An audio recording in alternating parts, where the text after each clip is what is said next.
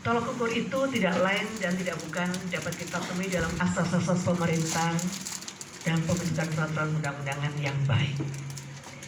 Menurut Prof. Hamid At-Tamimi, asas-asas ini dapat dilihat dari asas-asas formal dan asas-asas material.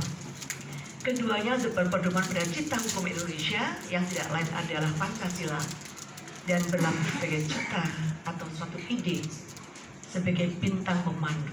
Jadi sebagai bintang pemandu sebenarnya kita harus melihat bahwa bagaimana kita membentuk peraturan perundang-undangan sesuai dengan cita hukum itu. Dan juga kita bisa melihat bahwa asas-asas negara dasar atas hukum dan asas-asas pemerintahan dan sistem konstitusi.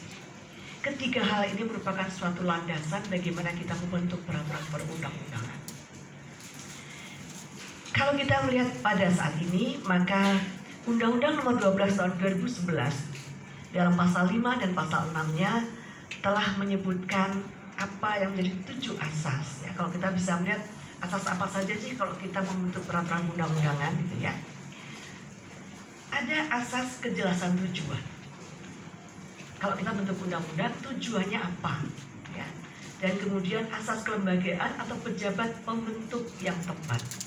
Jadi membentuk suatu peraturan itu harus dilihat lembaganya tepat atau tidak dan pejabat pembentuknya tepat atau tidak. Kemudian adanya kesesuaian antara jenis, hierarki, dan materi muatan.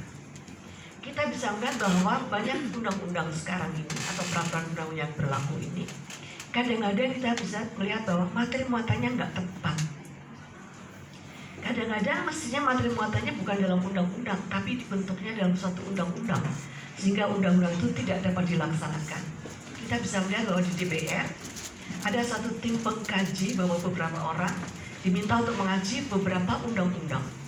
Apakah itu dapat dilaksanakan atau tidak?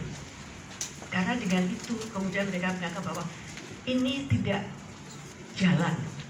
Karena apa? Karena mungkin yang dibentuk adalah bukan undang-undang dengan materi muatan yang tepat.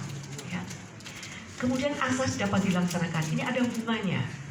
Kalau itu nggak bisa jalan, berarti nggak bisa dilaksanakan. Kalau undang-undangnya nggak betul, maka tentu nggak bisa dilaksanakan.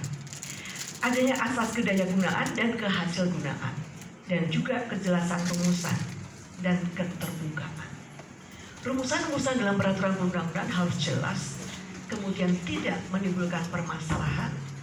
Kalaupun dia harus dilaksanakan atau dirumuskan, menimbulkan suatu perbedaan pendapat atau mungkin akan diartikan yang lain, maka harus dimuat juga dalam penjelasan apa makna dalam pasal tersebut. Nah, jadi dari ketujuh asas ini harus dipatuhi dan jadi tolok ukur bagi pembentukan peraturan undang-undang.